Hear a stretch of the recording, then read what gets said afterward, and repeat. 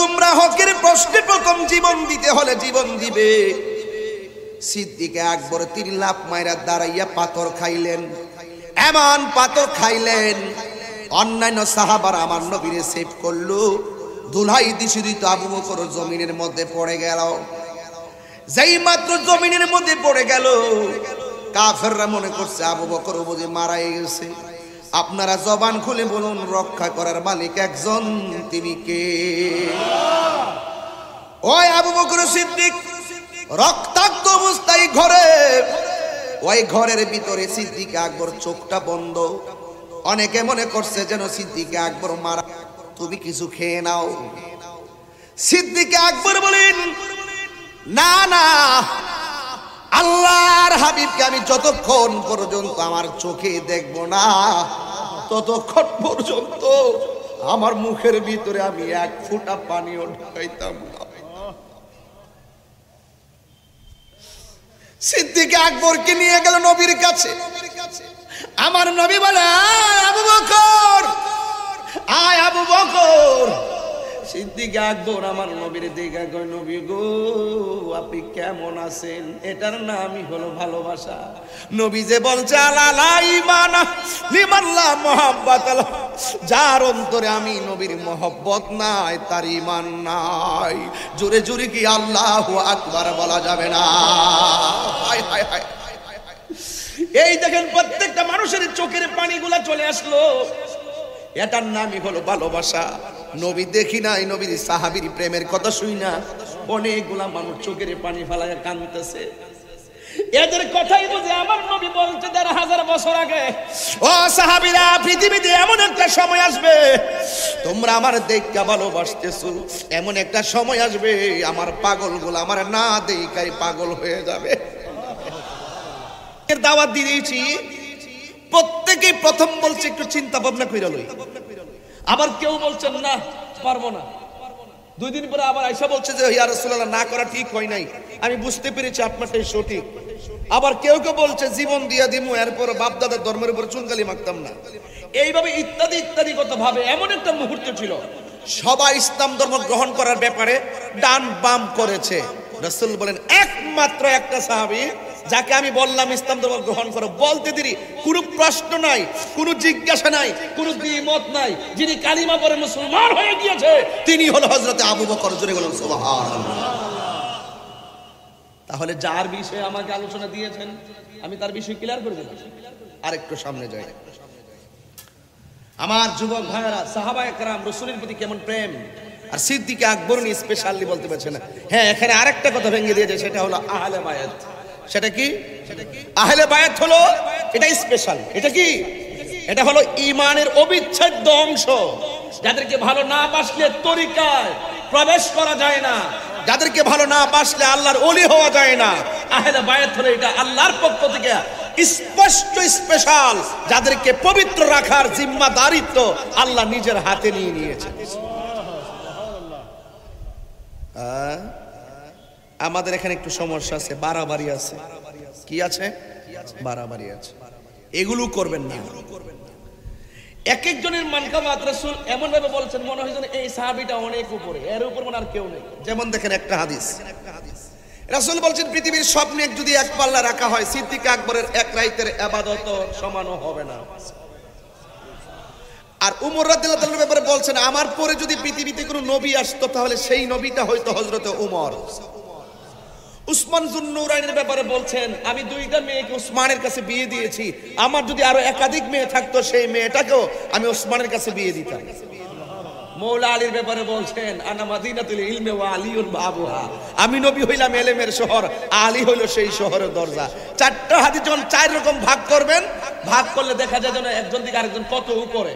এই জন্য যুবক ভাইয়ের আমার, এই সমস্ত বিষয়গুলো অত্যন্ত আদবের সাথে, অত্যন্ত মহব্বতের সাথে, দৃঢ়তার সাথে, ঈমানের সাথে, যেটা যেখানে আছে যেভাবে আছে, আপনার দায়িত্ব হলো সেইগুলো জানা, সেইগুলো প্রচার করা। এইগুলো নিয়ে আপনি তাদের রুল জারি করতে যাবেন না। স্পষ্ট মনে রাখবেন, আহলে বায়াতকে মহব্বত করতে হবে এবং সকল সাহাবায়ে কেরামদেরকে তাজিম করতে হবে। কথা বলেন ঠিক না বেঠে? 2 হাত তুলে বলুন ঠিক কিনা?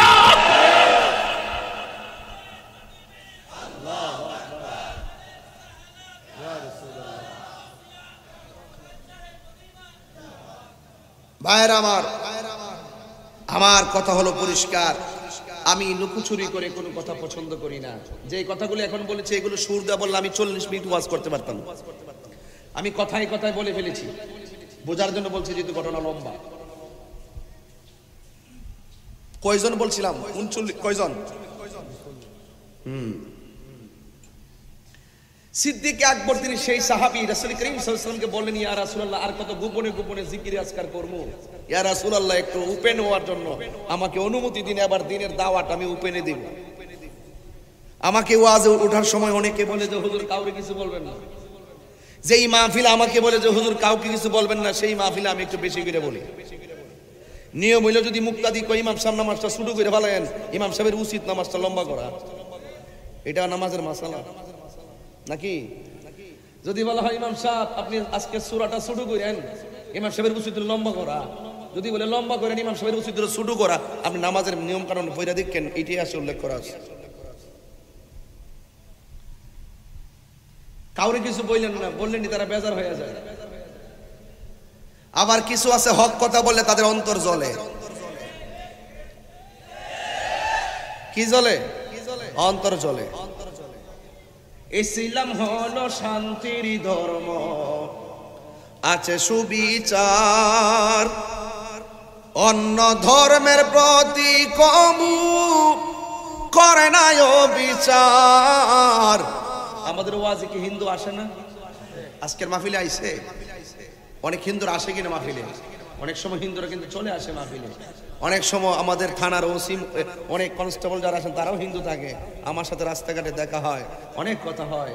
কিন্তু অন্য ধর্মের লোক আছে না? নাই, আছে। আমরা কি তাদেরকে তিরস্কার করি? এরা এদের পূজা করে, আমরা আমাদের বন্দেগী করি। এরা পেকুড়ায় যায়, কেউ খ্রিস্টান গির্জায় যায়, কেউ বৌদ্ধ মন্দিরে, কেউ মন্দিরে যায়, আমরা মসজিদে যাই। এটাই হলো ইসলাম। যার যার ধর্ম সে পালন করবে, কাউকে জোর করা যাবে লা ইকরাহা ফিদ্দীন, জবরদস্তি করা যাবে না। এই জন্য আমি বলি ইসলাম হলো শান্তির ধর্ম, আছে সুবিচার, অন্য ধর্মের প্রতি কমু করে না বিচার। মিলেমিশে থাকার কথা, মিলেমিশে থাকার কথা দিয়েছে নবী বলে, তোমার কেন জ্বলে রে বন্ধু, তোমার কেন জ্বলে? ঠিক না? সংবিধানে রাষ্ট্র ধর্ম ইসলাম আছে বলে, সংবিধানে রাষ্ট্র ধর্ম ইসলাম আছে বলে, তোমার কেন জ্বলে রে বন্ধু, তোমার কেন জ্বলে, তোমার কেন জ্বলে রে বন্ধু, তোমার কেন জ্বলে? ঠিক না? তো হক কথা বললে কাহারও জ্বলবেই, কিন্তু হক কথা বন্ধ করা যাবে। আল্লাহর হাবিবকে সিদ্দিক আকবর রাদিয়াল্লাহু তাআলা আনহু ডাক দিয়া বলে, সিদ্দিক আকবর আমার নবীকে ডাক দিয়ে বলে, নবী গো, ও মায়ার নবী, দয়ার নবী, গঠনমূলক আলোচনা করছি বোঝার জন্য। ইয়া রাসূলুল্লাহ, নবী আর কত নীরবে নীরবে আল্লাহর নামের জিকির করব, আর কত ধ্যান করে মুরাকাবা করবেন নবী? একটু অনুমতি দেন, দিনের কথা প্রচার শুরু করি উপেনে মাঠে নেমে। নবী তো গায়েবের খবর দেন ওয়ালা।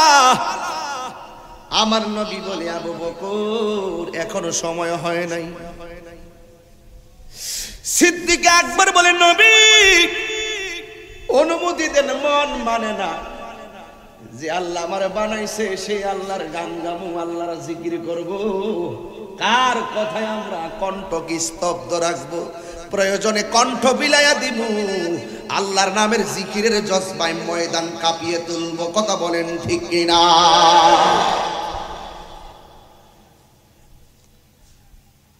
এমন একটা মুহূর্তে আমার রাসূল দুনিয়াতে এসেছিলেন যেখানে অবস্থা খুবই ভয়াবহ ছিল, অন্ধকার যুগ ছিল। তাদেরকে আলোর পথে আনার জন্যই রাসূলকে দুনিয়ায় প্রেরণ করলেন, পৃথিবীর সকল মানুষকে আল্লাহর দিকে আসার জন্য।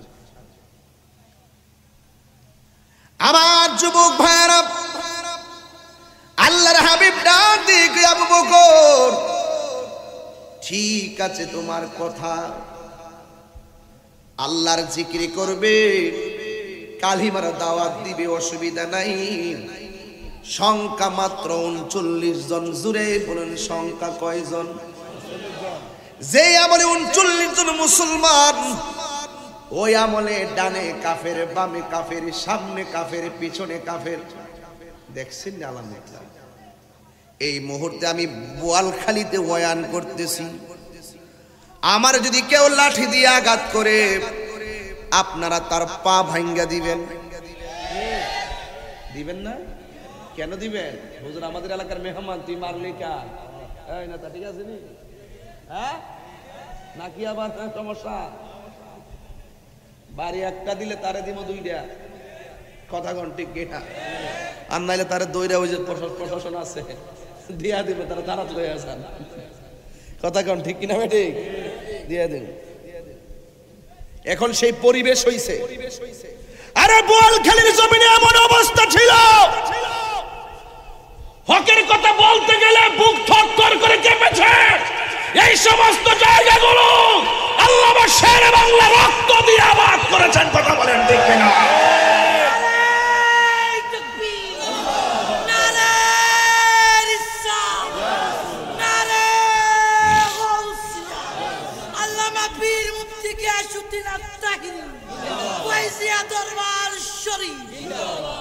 আল্লাহু আকবার, জোরে বলেন। আগের ইতিহাস হিসাব করে দেখেন, যে সমস্ত আকাবেররা এই অঞ্চলে আকীদার কথা প্রচার করেছিলেন, তখন এত ডানে সুন্নি, বামে সুন্নি, পিছনে সুন্নি, এমন প্রোটেকশন ছিল না। খালি মুখে হকের আওয়াজ তুলেছিলেন, খালি মুখে এই দায়িত্বহীন কণ্ঠে হকের কথাগুলো বলেছেন। এরা জীবনের মায়া করে নাই, জীবন বিলিয়ে দিয়েছে, কিন্তু ঈমান দেয় নাই, কথা বলেন। আজকে আমাকে মারলে বলতেছেন তাকে মেরে দিবেন। হ্যাঁ দিবেন তো, সময় ভালো। কি ভালো? সময় ভালো। কিন্তু যে আমলে মাত্র 39 জন, আপনি কি মনে করতেছেন ব্যাপারটা কত কঠিন? মাত্র 39। ঠিক আছে, আইসো 39 জন আসলেন। দিনের দাওয়াত হবে ওপেনে না গোপনে? ওপেনে। সব কাফেররা শুনতে পারছে মুসলমানদের মজলিস। কাফেররা পূর্ব পরিকল্পিত ভাবে হাতের মধ্যে পাথর নিয়ে দাঁড়ানো। রাসূল বললেন, এ সাহাবীরা, আমরা তো এখন ওপেনে হক প্রচার করতে যাব, কালিমার প্রচার করতে যাব, তোমাদের মধ্যে কে আসো হকের প্রচার করতে গিয়ে প্রথম জীবনটা দিবে? সিদ্দিক আকবর, সেই সাহাবী, 39 জনের মধ্যে সে লাফ মেরে দাঁড়াই গেছে। এটা আবু বকর। আমি চিনাইতেছি উনি কে? উনি কেমন সাহাবী, যার বিরুদ্ধে অনেকে কথা বলতে শোনা যায়। লাগাম দিয়ে কথা বইল, না হইলে ঠোঁট সেলাই করে দিব। কথা বলেন ঠিক না বেঠিক?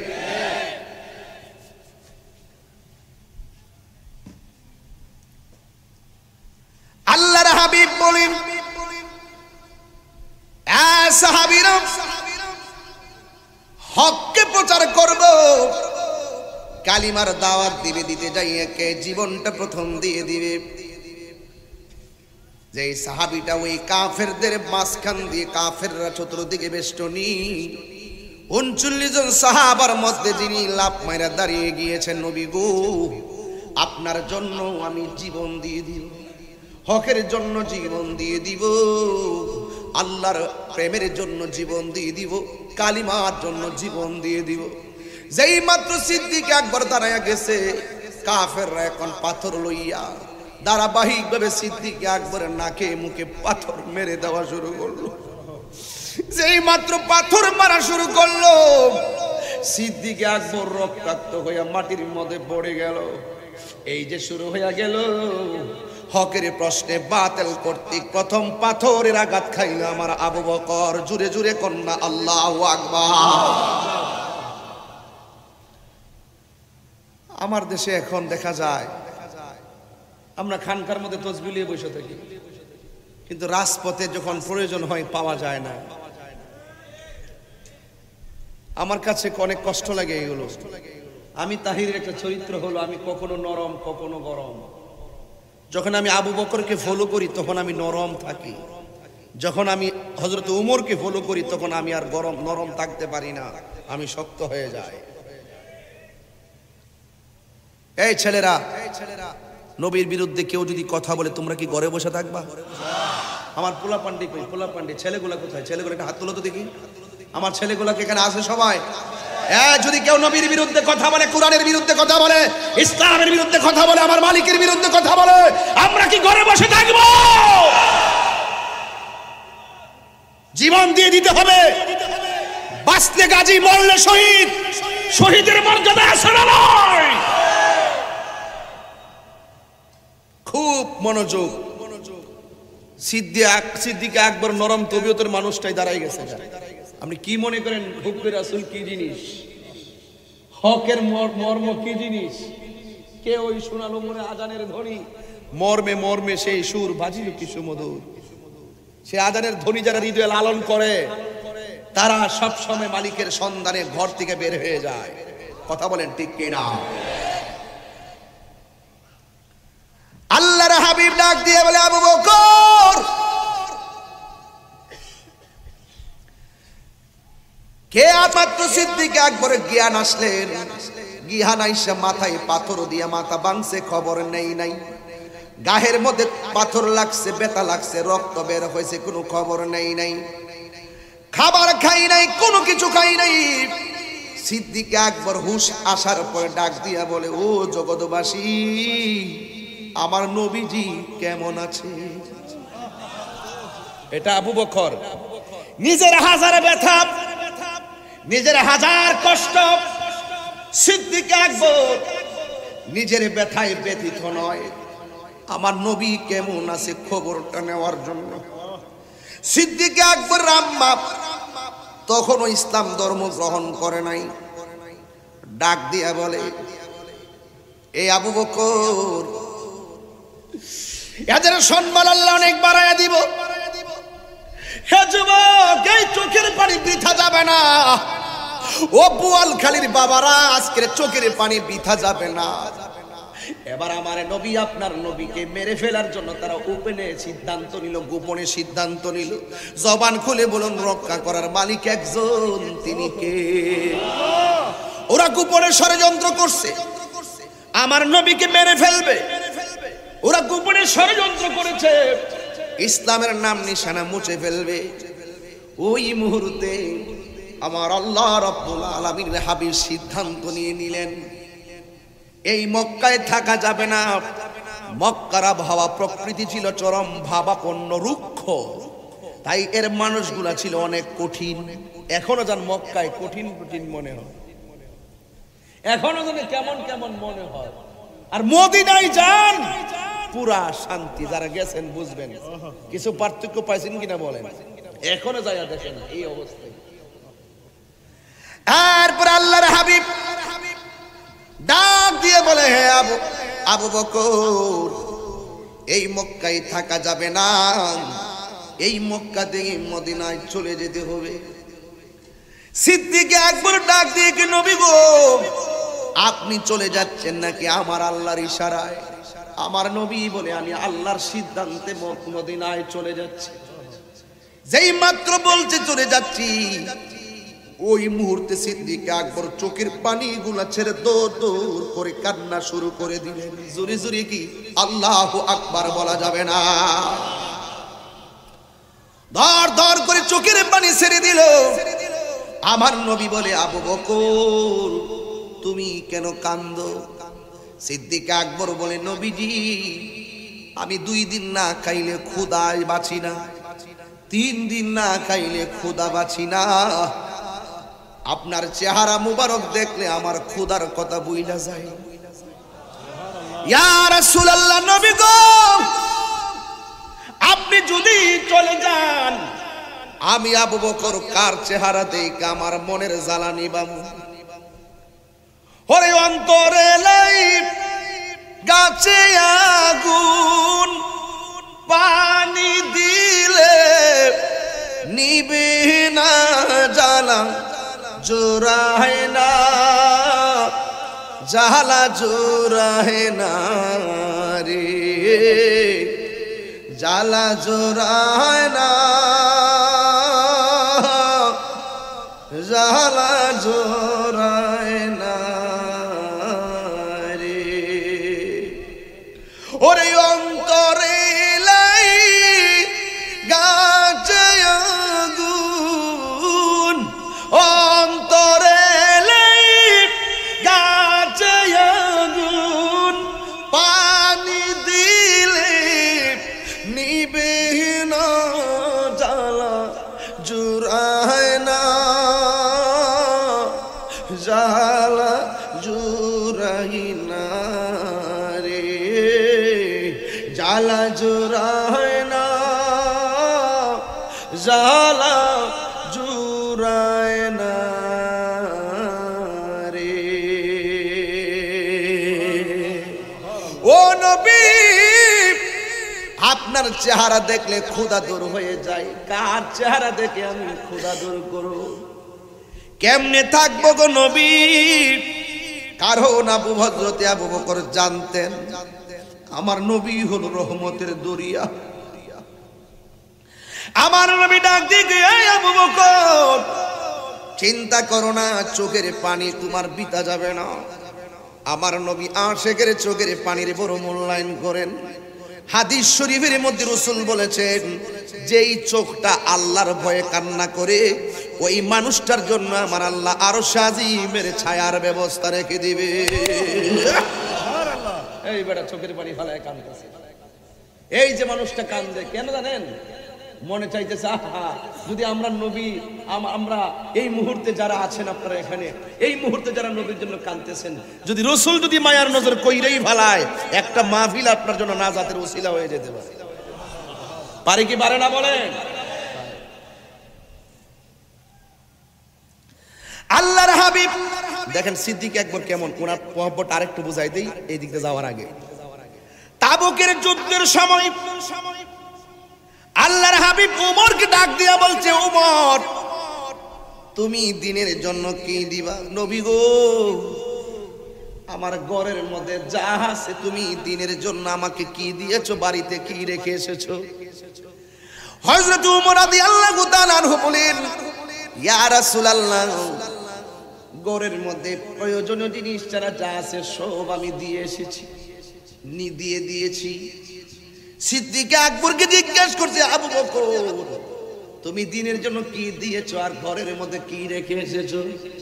সিদ্দিক আকবর বলে, ইয়া রাসূলুল্লাহ, আমার ব্যবহারের যা আছে আমি সব কুরবানি দিয়ে দিয়েছি দিনের জন্য, আর আমার ঘরের মধ্যে কিছু রাখি না গো নবী, শুধুমাত্র আল্লাহ এবং তার রাসূলকে রাইখা এসেছি। তিনবার বলো, ইয়া রাসূলুল্লাহ। আল্লাহু আকবার। নারে রিসালাত, ইয়া রাসূলুল্লাহ, নারে গাউসিয়া, ইয়া রাসূলুল্লাহ, আহলে সুন্নাত ওয়াল জামাত, জিন্দাবাদ, জিন্দাবাদ। ইয়া রাসূলুল্লাহ, আমি ঘরের ভিতরে আমার টাকা পয়সা আসবাবপত্র যা আছে আমি সব আমি দিনের জন্য দিয়ে দিলাম, ঘরের ভিতরে আমার আল্লাহ এবং নবীর রাইখা। ওমর ডাক দিয়ে, আফসোস, আমি কি লেগে এই কথাটা কইলাম না। আফসোস করে, আফসোস করে এত দিকে যাওয়া যায় না, ওয়াজের বিষয় ভিত্তিক লড়াও যায় না। অনেক ধরনের কথা, অনেক ধরনের কথা। আমাকে একদিন আগে বললে আমি আরো সাজায় আসতে পারতাম, শুধু খাবারের টেবিল থেকে আইসা এখানে ওয়াজগুলো করতেছি। আল্লাহর হাবিব ডাক দিয়ে বলে, আবু বকর, চোখের পানি ফেলায় কান্দো না, ফালিয়াদহাকু কালিলাও ওয়ালিয়াবকু কাসীরা। আল্লাহ কয়, বান্দা কম কম করে হাসো, বেশি বেশি করে কাঁদো, কাঁদলে গুনাহ মাফ হয়, কাঁদলে সিনা সাফ হয়, কাঁদলে আল্লাহ যেমন রাজি হয় নবীও রাজি হয়। আল্লাহর হাবিব বলে আবু বকর চিন্তা করো না, আমি নবী যখন মক্কা থেকে মদিনায় যাব তুমি আবু বকরকে সাথে করে নিয়ে যাব। নবীর প্রিয় সাহাবী হযরত আবু বকর সিদ্দিক, নবীর প্রিয়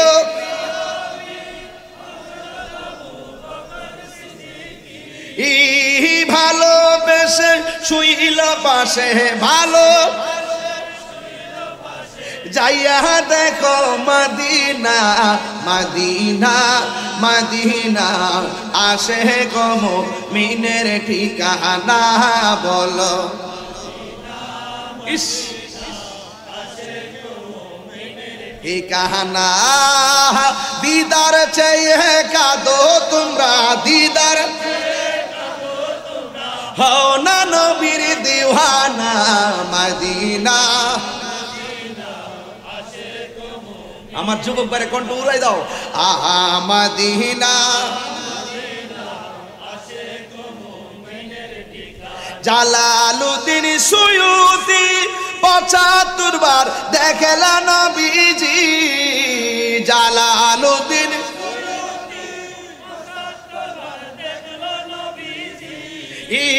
এতবার দেখিয়া নবী, এতবার দেখিয়া নবী, জ্বালা তাহার মিটে না মদিনা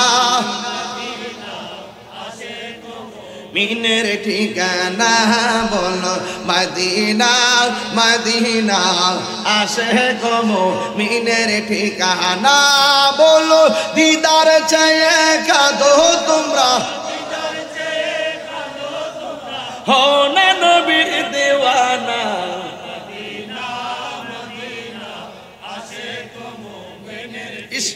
না বলো মদিনা মদিনা। জোরে জোরে কে আল্লাহু আকবার বলা যাবে না? এ যুবকের দল, কোন দিন যাবে আমার নবী বলে নাই, সকালে যাবে নাকি বিকালে যাবে, রাতে যাবে নাকি সন্ধ্যায় যাবে আমার নবী বলে নাই। হঠাৎ করে একদিন আল্লাহর হাবিব ফাকর আরবাব দরজার মধ্যে এইভাবে টুকা দিলেন। টুকাটা দেওয়ার সাথে সাথে সিদ্দিকে আকবর এমন ভাবে দরজাটা খুলে ফেললেন। আর এই দিক দিয়ে আরেকটা কথা রেখে গেছি, ওটা বললা যায়, আমার নবী শের খুদা মাওলা আলী রাদিয়াল্লাহু তাআলা আনহুকে বললেন, আলী যিনি খানায় কাবা করে জন্মগ্রহণ করেছেন, যার ব্যাপারে আমার নবী বলছেন মান সাব্বা আলিয়ান ফাকাদ সাব্বানি, যে আমার আলীকে গালি দিল সে যেন আমি নবীরে গালি দিল। মান আযা আলিয়ান ফাকাদ আযানি, যে আমার আলীকে কষ্ট দিল সে যেন আমি নবীরে কষ্ট দিল। মান আহাব্বা আলিয়ান ফাকাদ আহাব্বানি ওয়া মান আহাব্বানি ফাকাদ আহাব্বাল্লাহ, যে আমার আলীকে ভালোবাসলো সে যেন আমি নবীরে ভালোবাসলো, যে আমি নবীরে ভালোবাসলো সে যেন আমার আল্লাহরে ভালোবাসলো। একই হাদিসে দ্বিতীয় স্টেপে ওয়া মান আবগাদা আলিয়ান ফাকাদ আবগাদানি ওয়া মান আবগাদানি ফাকাদ আবগাদাল্লাহ, যে আমার আলীকে কষ্ট দিল সে যেন আমি নবীরে কষ্ট দিল, যে আমি নবীরে কষ্ট দিল সে যেন আল্লাহরে কষ্ট দিল। আরেক হাদিস, এই হাদিসের মধ্যে আরেক হাদিসের মধ্যে আমার নবী বলছেন মান কুনতু মাওলাহু ফা আলিও মাওলা, আমি নবী যার মাওলা আলীও তার মাওলা। আরেক হাদিসে বলছে, আরেক হাদিসে বলছে, আরেক হাদিসে বলছে, হ্যাঁ আলী তোমার মর্যাদা আমার কাছে কেমন জানোনি, মুসা নবীর কাছে হারুন আলাইহিস সালামের মর্যাদা যেমন, তুমি আলীও আমার কাছে তেমন। এই আওয়াজে মানি না, চিৎকার মেরে 3 বার কর সুবহানাল্লাহ মিয়া। আমার নবী যখন রাগ করতেন, কোন সময় মনটা বেজার করে থাকতেন, এই নবী পাকের অভিমান কেউ ভাঙাইতে পারতেন না। একটা সাহাবী নবীর অভিমান ভাঙাতেন, তিনি হলো মাওলা আলী। আর বড় করে বলেন না সুবহানাল্লাহ। শুধুমাত্র তাই নয়, আমার নবী আপনার নবী এমন নবী যে এই নবীজি একদিন হাসানকে ধরলেন, আখাযা বিয়াদি হাসানিন ওয়া হুসাইনিন, হাদিসটা আমার মনে নাই, হুজুর আছেন কিছু মিলজিল করে কয়ালাই বলিলে ধরে দিবেন। আখাযা বিয়াদি হাসানিন ওয়া হুসাইনিন, রাসূল সাল্লাল্লাহু আলাইহি ওয়াসাল্লাম হাসান হুসাইনের হাত ধরলেন, দইরা বললেন যারা হাসান হুসাইনকে ভালোবাসবে ও আবাহুমা, হাসান হুসাইনের আব্বাকে ভালোবাসবে, ও উম্মাহুমা, আর হাসান হুসাইনের আম্মাকে ভালোবাসবে, তারা আমার সাথে জান্নাতে থাকবে। জোরে গন্না সুবহানাল্লাহ। হ্যাঁ ঠিক আছে হাদিসটা, হ্যাঁ মাশাআল্লাহ আলহামদুলিল্লাহ। মারহাবা বলেন। এই হলো হাদিস। অনেকগুলা তো তাড়াহুড়া করে এত রাত্রে এত গঠনমূলক ওয়াজ করা যায় না। গভীর রজনীতে ওয়াজ করলে একটু মাথা এলোমেলো হয়, একটু সন্ধ্যা টাইমে হইলে একটু ঠান্ডা মাথায় ওয়াজ করা যাইতো। এখন আমি একটার ভিতরে ওয়াজ গোছামু, এই জন্য তাড়াহুড়া করতেছি খুব স্ট্রংলি। কিন্তু এই 1 ঘন্টার এই এতটুকু সময়ের ভিতরে ইনশাল্লাহ একটা পরিপূর্ণ মেসেজ দিয়ে যাচ্ছি আপনাদেরকে বোঝার জন্য বলছি। রাসূল বলছেন যারা হাসান হোসেনকে ভালোবাসবে এবং তার আব্বাকে ভালোবাসবে, তার আম্মাকে ভালোবাসবে, বাস এখন ওইসির ইন্নামা ইউরিদুল্লাহু লিইউযিবা আনকুম রিজসা ওয়া আহলাল বাইতি ইউতাহিরাকুম তাতহীরা। আল্লাহ তাদেরকে পবিত্র রাখার ব্যাপারে জিম্মাদারিত্ব হাতে নিয়েছেন, তাদেরকেই তো রাসূল ভালোবাসার কথা বলেছেন। জোরে কন্যা সুবহানাল্লাহ। আমি কি বোঝাতে পেরেছি? আমি কি বোঝাতে পেরেছি? তাহলে যুবক ভাইরা আমার অনেকে বসতে জায়গা দেন। আপনার কষ্ট হচ্ছে নাকি? আবার চোখে কি ঘুম আসতেছে নাকি? আজকে তো ঘুম আসার কথা না, আমরা হলাম নবীর প্রেমে ফানা। কথা বলেন ঠিক কিনা? প্রেমিকের চোখে কি ঘুম আসে নাকি ভাই? ঘুম আসে? ঘুম আসে না। সিদ্দিক আকবরের প্রেম হৃদয়ে ধারণ করেন, দেখবেন রাত্রে ঘুম আসবে না। আমার নবী ডাক দেখে মৌলা আলী থেকে চলে গেছে আরেক জায়গাতে, নাকি? এটাও দরকার আছে, কারণ আহলে বাইত তো, আহলে বাইতের স্পেশাল, এটা তরিকাপন্থীদের একটা প্রেমের সেতু। এই সেতুতে না উঠলে আপনি আল্লাহ পর্যন্ত পৌঁছতে পারবেন না। কথা বলেন ঠিক না বেটে? এই হলো কথা আর কি। আমরা এগুলো অনেক অনেক বলতে পারি। এরপরে সিদ্দিক আমার নবী মৌলা আলীকে বললেন, হে আলী, তুমি আমার ঘরে থাকো, আমি যাচ্ছি, তোমার সাথে আমার দেখা হবে মদিনায়। বা সিদ্দিক আকবর বুঝেন না, এইভাবে চাদর খান দিয়া সুন্দর করে ঘরের মধ্যে শুয়ে রয়েছে। সুবহানাল্লাহ, জোরে কইতো না রে। আর ওই দিক দিয়ে কাফেররা প্রতিজ্ঞা করছে রাসূলকে অ্যাটাক করবে। ঘরের ভিতরে গিয়া ঢুকলো, ঢুকে দেখে একজন লম্বয়া শুয়ে রয়েছে, কাফের হাতে তলোয়ারের মাথা দিয়া এই কাপড়টারে এইভাবে সরায় দেখে এটা রাসূল না, এটা হলো মৌলা আলী। জিজ্ঞাসা করে, তুমি এখানে, রাসূল কোথায়, মুহাম্মদ সাল্লাল্লাহু আলাইহি ওয়াসাল্লাম কোথায়? কয় ঘরের দরজা দিয়ে গেছে। গেছে তো গেছে, ওই কত তো ঠিক আছে। এরপরে তিনি আবার ঘুমাই রয়েছে, যা চলে গেছে। এখন মৌলা আলীর একটু জিজ্ঞাসা করি বোয়ালখালী থেকে, যে মৌলা আলী, আপনি যে মুখটা ডাইকা, আচ্ছা এই মুহূর্তে যদি চেয়ারম্যান সাহেব আমার কইতো একটা লোক আইসা আমার গুলি করে মারার সম্ভাবনা আছে, আমার ডর লাগতেছে, তুমি আমার ঘরে থাকো, আমি একটু অন্য বাড়িতে থাকি, তখন আমি কি করলাম হইলে? আমি কি জীবনে মুখ ডাকিয়া শুইলাম হইলে? মুখ ডেকে শুইলে যদি চেয়ারম্যানের মতন, যদি চেয়ারম্যান মনে করে যে আমার মাইরা ফেলা, আমি তো অবশ্যই মুখ খুইলে ঘুমাইলে মানে আরো দরজা খালি থাকলাম যে আমি না, চেয়ারম্যান সাহেব বাড়িত না। আজকে দেখলাম বোরকা পরে আইসা একজন নেতারে মাইরা ফেলাইছে, 3 জন লোক বোরকা পরে আইসা প্রকাশ্য গুলি করে মাইরা ফেলাইছে। আর এটা কেমন ধর্ম রে? আজকে নিউজে দেখলাম বোরকা পরে আইসা 3 জন গুলি করে মাইরা ফেলাইছে। এটা কেমন কথা ভাই? একটা তুচ্ছ ঘটনাকে কেন্দ্র করে ক্ষমতার জন্য, টাকার জন্য, জায়গার জন্য একটা মানুষকে মাইরা ফেলাইবেন, আপনি মানুষটাকে মেরে ফেলবেন, এই মানুষটার আত্মীয় স্বজনের সাথে আপনার আজীবন দেখা হবে, আপনি আল্লাহর কাছে কি জবাব দিবেন? এই জন্য মানুষকে হত্যা করেন না, সাবধান করে দিলাম, মানুষকে হত্যা করেন মাইরা ফেলাইছে গুলি কইরা। ভাই আপনার সাথে আমার দ্বন্দ্ব থাকতেই পারে, তাই বলে এইভাবে মাইরা ফেলেন, একজনকে গুলি কইরা মাইরেন না। হ্যাঁ, গুলি কইরা মাইরেন না, সাবধান করে দিলাম। হত্যাকারীর শাস্তি কিন্তু ভয়াবহ হবে। কথা কোন ঠিক না বেঠিক? তো ও এখন মৌলা আলী রাদিয়াল্লাহু তাআলা আনহুকে বোয়ালখালী কোন গ্রাম? কদুরখিল ইউনাইটেড মুসলিম উচ্চ বিদ্যালয় মাঠ, নাকি? স্কুলটা কই? ও স্কুলটা পর্দা করছেন, এই জন্যই তো দেখতে পারতেছি না। মাশাআল্লাহ, খুব ঐতিহ্যবাহী স্কুল না? আচ্ছা আচ্ছা, স্কুলের পর্দা আছে, মাশাআল্লাহ। মানুষের পর্দার অভাব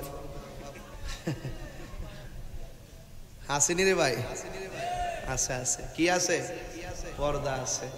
নামাজ যেমন ফরজ, পর্দাও ফরজ।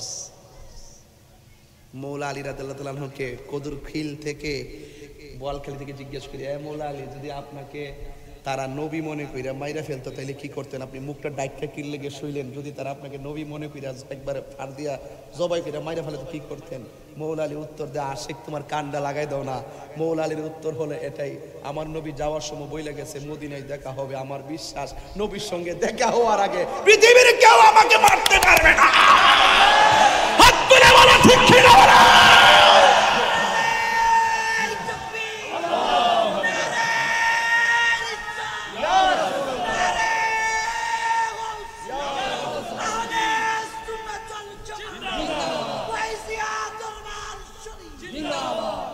আমি কি কথা বোঝাতে পারতেছি?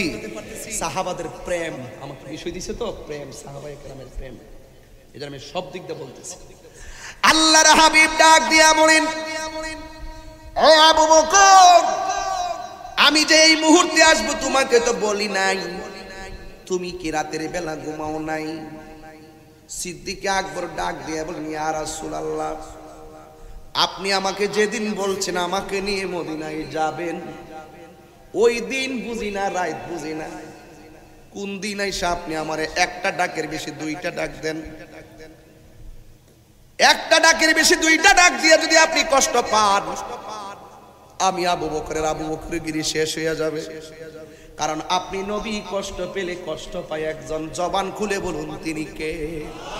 আর আল্লাহ যখন কষ্ট পেয়ে যাবে, লাহুম আযাবুন আলীম, তাদের জন্য যন্ত্রণাদায়ক শাস্তি।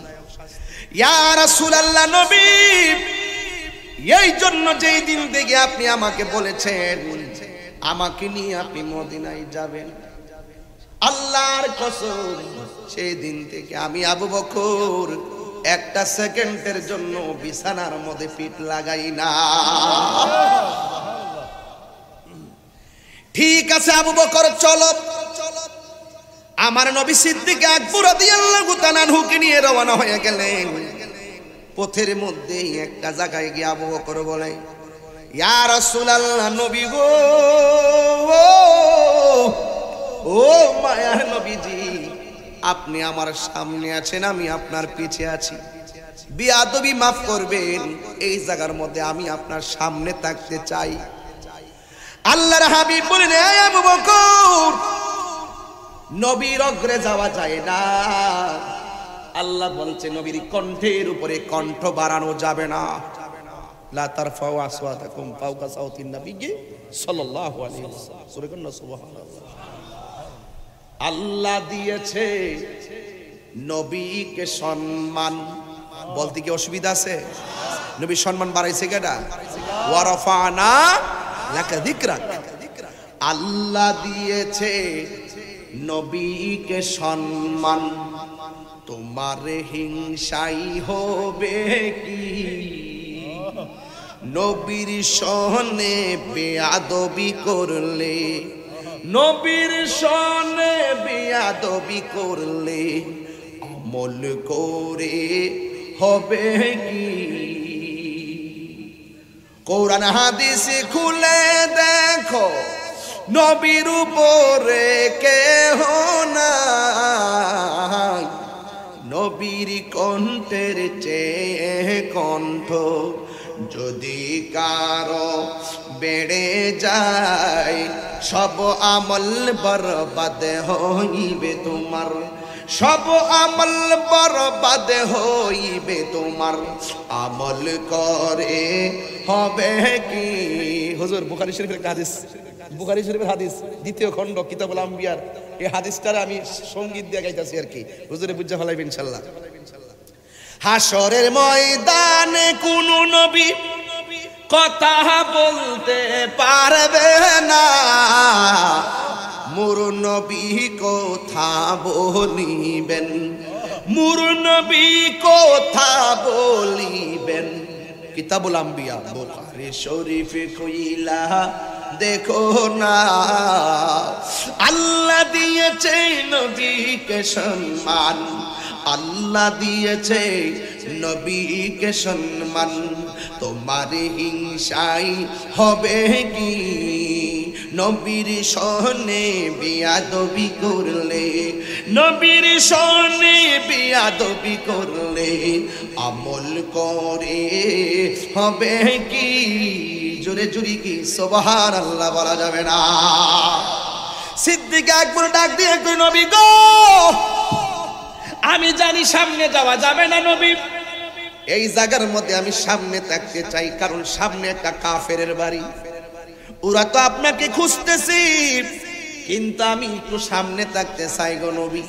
কাফেররা যদি একটা বুঝি না, কাফেররা যদি আপনার দেখা তীর মারে, একটা বুঝি না, দুইটা বুঝি না, আমি আবু বকরের সিনার মধ্যে সব তীরগুলা নিয়ে নিব, কিন্তু আপনার মোস্তফার বদন মোবারকে একটা তীরের আঘাত লাগবে, আমি আবু বকর সহ্য করতে পারবো না।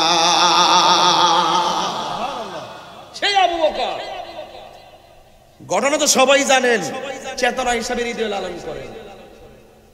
জানার নাম ইমান না, মানার নাম ইমান। আলী ঘটনা শুনলেন যে হুজুর এই ঘটনা তো আমরা জানি, জানেন যে সিদ্দিক আকবর নবীর জন্য বুকে তীর নিতে চায়, আর আপনি নবীর জন্য কি জীবন দিতে রাজি আছেন না? এটার নাম চেতনা। এটার নাম কি? চেতনা। আল্লাহর হাবিবকে নিয়ে রওনা হলো। ওই দিক দিয়ে আমার নবী রাহমাতুল লিল আলামিন একটা গুহার ভিতরে ঢুকলেন। ঘটনা জানেন জানেন জানেন, কিন্তু আমার নবী ওই গুহার ভিতরে যখন ঢুকলেন, সিদ্দিক আকবর ভিতরে, সিদ্দিক আকবর ডাক দিয়ে, নবী গো, ওই যে বেয়াদব আসতেছে, আপনার দেখতে ফেলাইলে তো এখানে মাইরে ফেলাবে। আমার নবী বলে, ইয়া আবু বকর লা তাহজান ইন্নাল্লাহ মানা।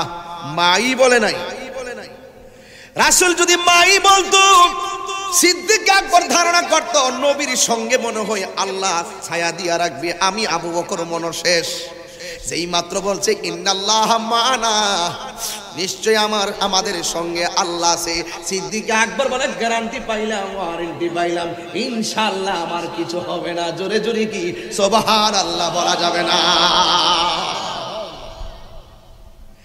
আবার কাফেররা আসলো, একটা বলতেছে গুহার ভিতরে কেউ আছে, আর একটা বলে না নাই, দেখো না মুখে মাকড়সার জাল। এরপরে চলে গেছে।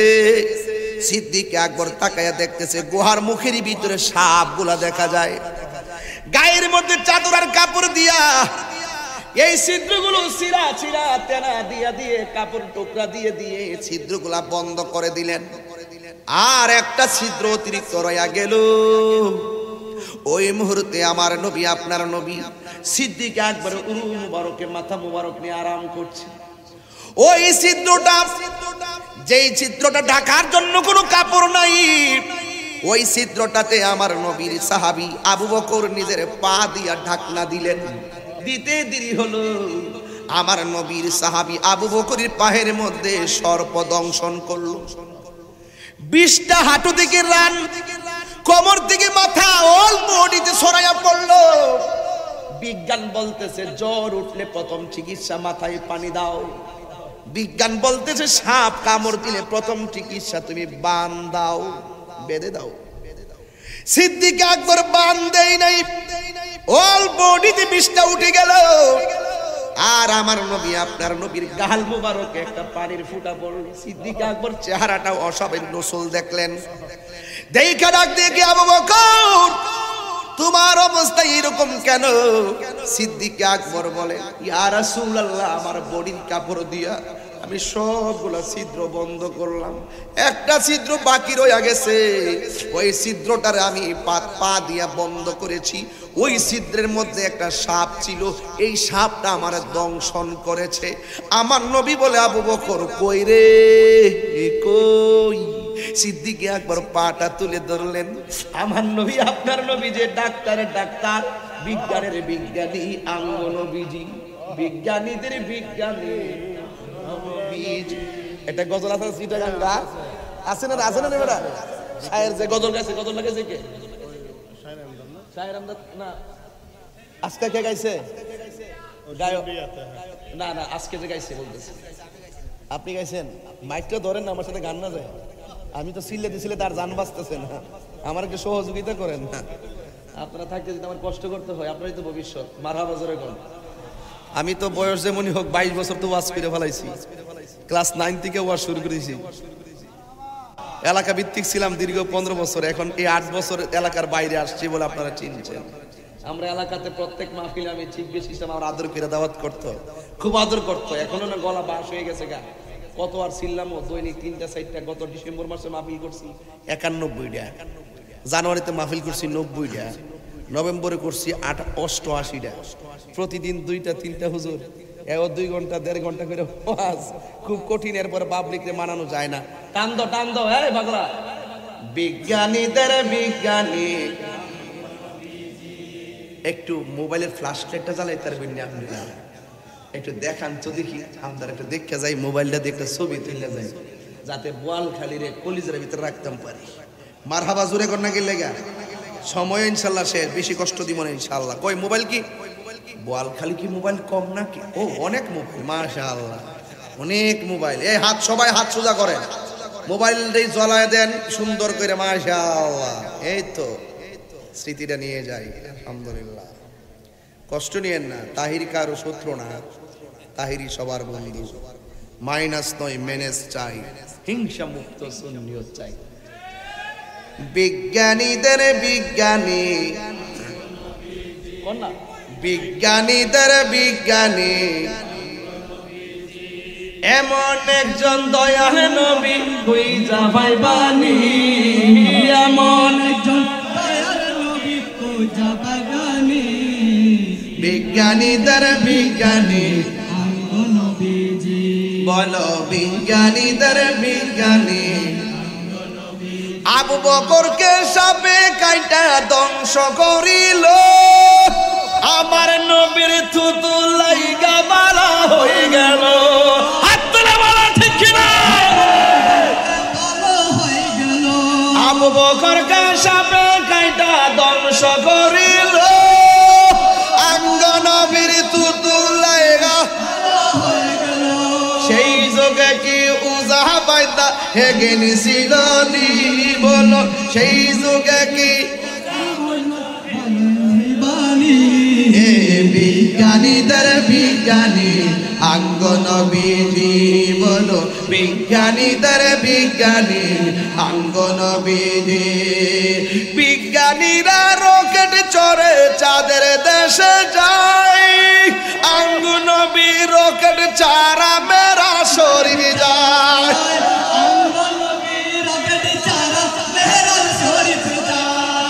আসমানों के परे सब नबी रह गए, अर्श आज़म पे पहुंचा हमारा नबी सबसे।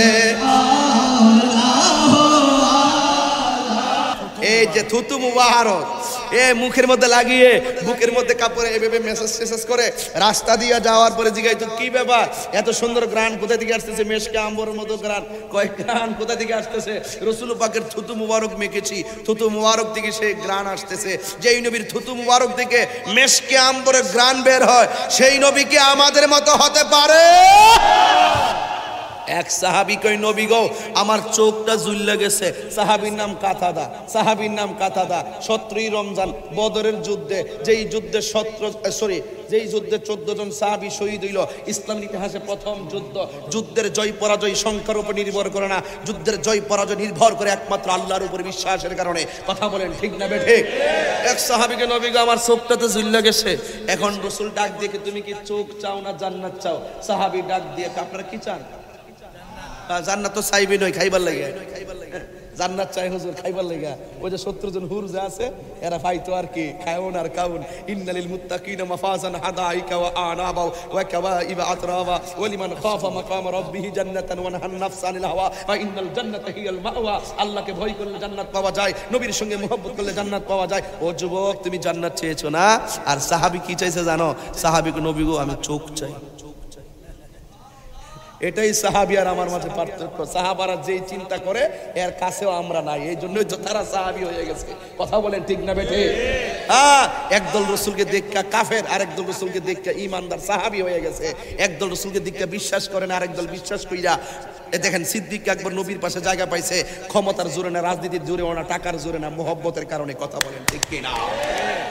যুবকের দল শোনো শোনো, আমি আর কি বলবো, অনেক কথা তো জমে আছে।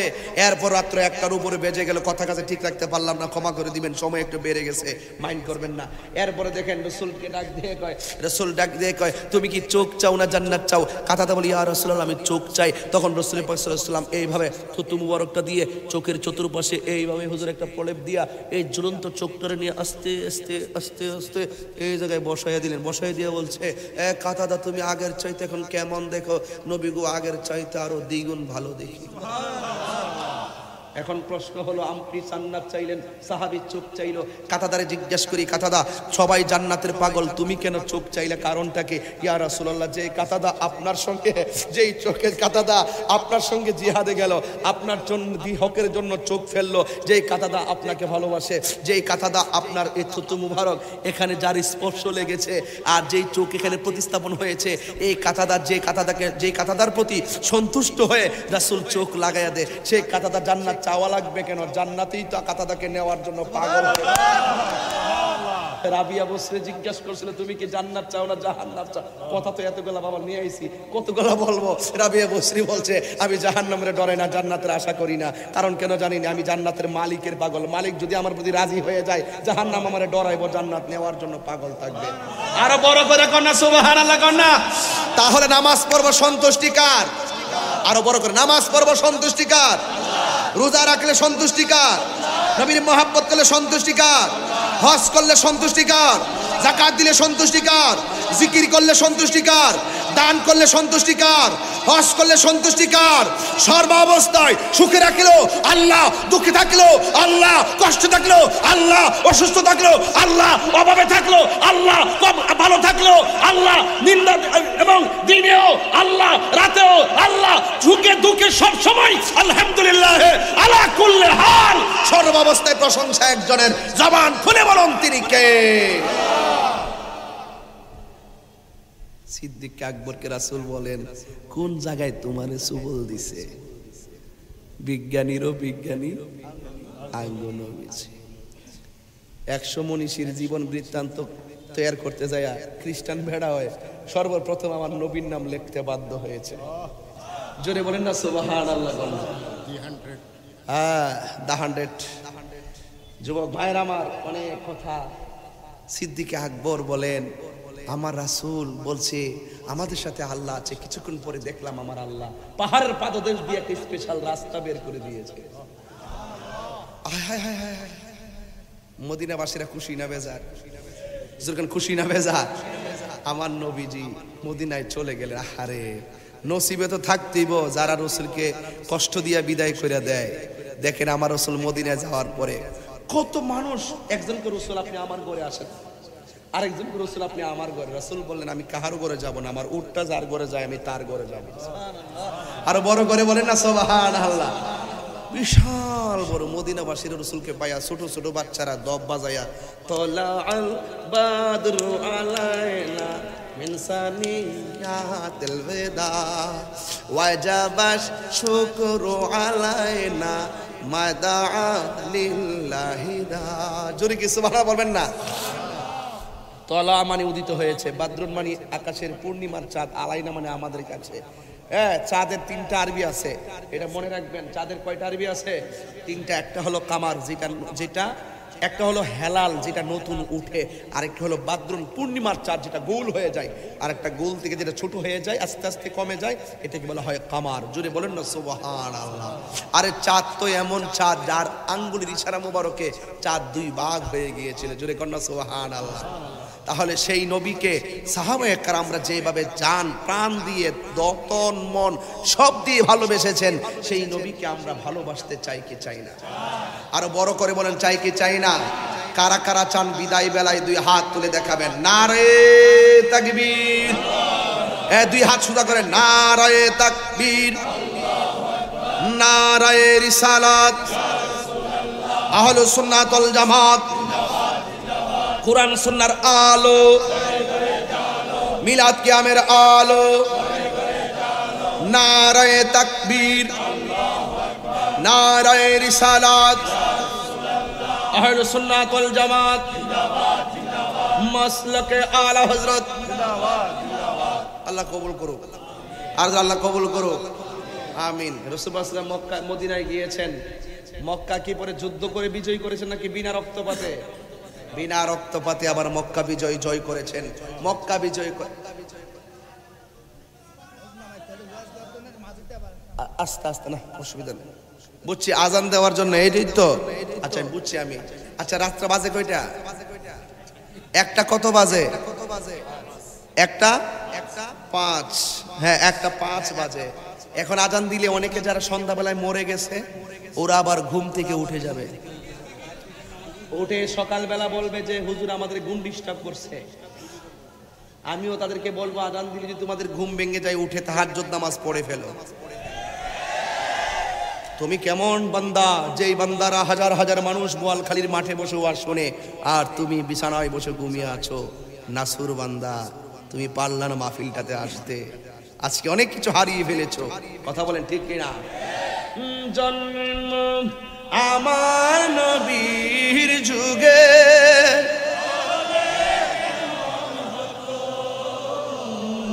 জন্ম আমার নবীর যুগে হলে কেমন হতো, দুনয়নি রাসূল পাক দেখিলে কেমন হতো, রাসূল পাক দেখিলে কেমন হতো, জন্ম আমার নবীর যুগে হলে কেমন হতো, ও জন্ম আমার নবীর যুগে হলে কেমন হতো, আসিত ভেসে হজিরতে আলে মধুর আজান, সেই আজানে ছিল এমন প্রেম মুগ্ধ রহমান। আসিত ভেসে হজিরতে বেলালের মধুর আজান, সেই আজানে ছিল এমন প্রেম মুগ্ধ রহমান। দয়াল নবীর পিছে নামাজ পড়লে কেমন হতো, ও দয়াল নবীর পিছে নামাজ, দুনয়নি রাসূল পাক দেখিলে কেমন হতো, জন্ম আমার নবীর যুগে, ও জন্ম আমার নবীর যুগে, হলে কেমন হতো, পড়ছি আমি নাতে রাসূল পাশে বসা নবী, নাতে রাসূল শুনে নবী দিলেন মুচকি হাসি। আল্লাহু আকবার বলেন না। নবীর উপরে দুরূদ পড়লে নবী শুনে কি শুনে না? আর যারা শুনে কি শুনে না? নবী সেই দুরূদের সালামের জবাব দেওয়ার ক্ষমতা আছে না নাই? আল্লাহ কবুল করুক, আমিন কোন। গেলাম না সেই দিকে। আল্লাহ আপনাদের সকলকে জাযা করুন। আমার জন্য খাস করে দোয়া করবেন। আমি বোঝাতে চেষ্টা করেছি আল্লাহকে মানবেন মানার মতো, রসুলকে মহব্বত করবেন করার মতো। বলা হয়েছে ধরলে ধরার মতো ধরো, করলে করার মতো করো, দেখলে দেখার মতো ধরো, দেখো মানলে মানার মতো মানো। এই জন্য আল্লাহ বলছেন ইউসাল্লিমু তাসলিমা, ইউসাল্লিমু তাসলিমা। এই কথার দ্বারা বোঝা যায় রসুলকে মানলে মানার মতো মানো, আল্লাহকে মানলে মানার মতো মানো। ইউসাল্লিমু তাসলিমা, সালাম দিলে সালামের মতো দাও। তাসলিমা আই তাকরিমা, সম্মানের সাথে দাও। দিলে দেওয়ার মতো দাও, বললে বলার মতো বলো। অর্ধেক মাইনা অর্ধেক সাইনা, টাকার কাছে ইমান বেচ্চা। কখনো কখনো আপনি ভালো কথা বলেন, আবার চাপে পড়ে গেলে সত্যকে গোপন করেন। আপনি হলেন মুনাফিক মুসলমান। কথা বলেন, এই মুনাফিকদের সাথে আমাদের কোনো সম্পর্ক নয়, ঠিক কি না বলেন? পরিষ্কার কথা। সাহাবায়ে কেরাম আমার রাসূলকে জানের চাইতে কম ভালোবাসতেন না বেশি ভালোবাসতেন? তাহলে একের পর এক আমি বোঝাতে চেষ্টা করেছি সাহাবারা আমার নবীকে জান দিয়াই ভালোবাসতেন, জান দিয়াই ভালোবাসতেন। আমরা মালের প্রশ্ন হলো পিছিয়ে থাকি, জানের প্রশ্ন হলো পিছিয়ে থাকি। আমরা শুধুমাত্র বিরিয়ানি খাই, বিরিয়ানি ঠিক আছে, তাদের যদিও অ্যালার্জি বা চুলকানি হয়। বিরিয়ানি খাওয়া খারাপ না, কিন্তু সময় মতো তো মাঠে কাজ করতে হবে। পায়ে হাত দিয়া বলি চিটাগাংবাসী, চট্টগ্রামবাসী, আপনাদের দরবার আরো 500 হোক, আমার কোনো আপত্তি নাই। সংগঠন আরো 50টা হোক, কোনো আপত্তি নাই।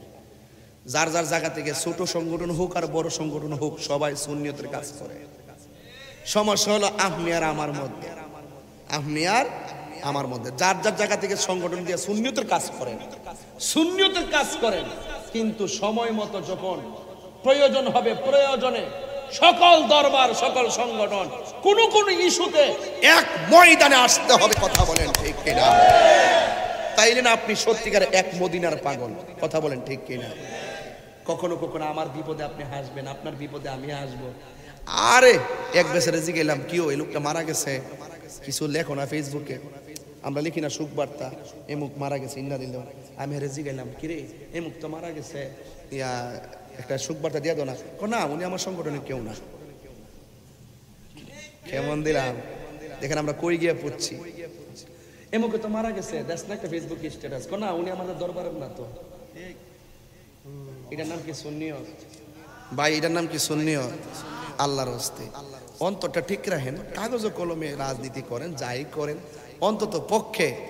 অন্তত পক্ষে একটা টেবিলে বৈশা মাঝে মাঝে চা খায়েন, আমার মতন কফি খায়েন।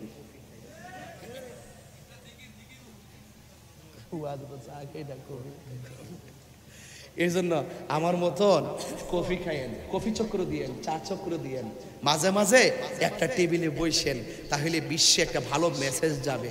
কারণ আমাদের এই খণ্ড খণ্ড থাকার কারণে গুড়ার মধ্যে মেসেজ গেছে, আমরা সিন্নি খাওয়াই না সুন্নি। খিচুড়ি যতক্ষণ আছে ততক্ষণ বলে আমরা আছি। কেটা কইছে জানেন? আমি কইতাম না, সর্বোচ্চ জায়গা থেকে বলছে। আমি বলতাম না, আপনি বেটা শুরু হইতেন পারি, কিন্তু আমি যেই টেবিলে ঘুরি আর যেই টেবিলে যাই, আল্লাহর রহমতে, আল্লামা শহীদ ফারুকের আমলে যদি আমার বর্তমান এই অবস্থাটা থাকতো, 7 দিনে আসামি ধরাইলাম। 7 দিনে ধরাইলাম। কেন জানেন? আমরা পলিসি মেনটেন করতে হবে, অনেক পলিসি লাগবে। দেশটা তো সোজা না, অনেক কঠিন। আল্লাহর হস্তে অনেক হইছে। এবার আমার কথা হইলে দাওয়াত ইমানি বাংলাদেশ, আমার একটা সংগঠন আছে, এটা কাজ করে মাইনাস নয় মেনেজ চাই, হিংসা মুক্ত সুন্নিয়ত চাই। পীর যার যার সুন্নিয়ত। আপনি সংগঠন আর করেন না। আজকে বোয়ালখালী এখানে একটা মাহফিল দিতেছে, আরেক সুন্নি ভাই আরেক জায়গায় মাহফিল করবো, 10টা মাহফিল হোক না, অসুবিধা কি? এখন মাঝে মাঝে কি আমরা এক হইতে পারবো না? আরে হওয়ার দরকার আছে কিনা বলেন? আল্লাহর হস্তে ঠেলাঠেলি করবেন, আমও যাইব, সালাও যাইব।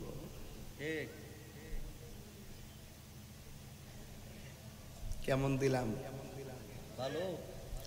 কেউ কি আমার কথা রাগ করতে পারবো? রাগ করলে কি? হ্যাঁ, রাগ করবো বোয়ালখালী, আমি কালকা যাইতাম মধুখালী থেকে যাবো বাঁশখালী, আবার বাঁশখালী বেজারে আয় পড়ুম বোয়ালখালীতে আইসা আমি কেমন রান, আর এরা হিংসায় জ্বলবো। আল্লাহর ওয়াস্তে মাইনাস নয় মেনেজ চাই, হিংসা মুক্ত সুন্নিয়ত চাই। ভাই আর সময় নাই, এখন এমন একটা সময়, এই সময়টা যদি আমরা একটা বুদ্ধি করতে পারি, সুন্নিয়তের পতাকা আকাশ দা উড়বে। কথা বলেন ঠিক না বেটি?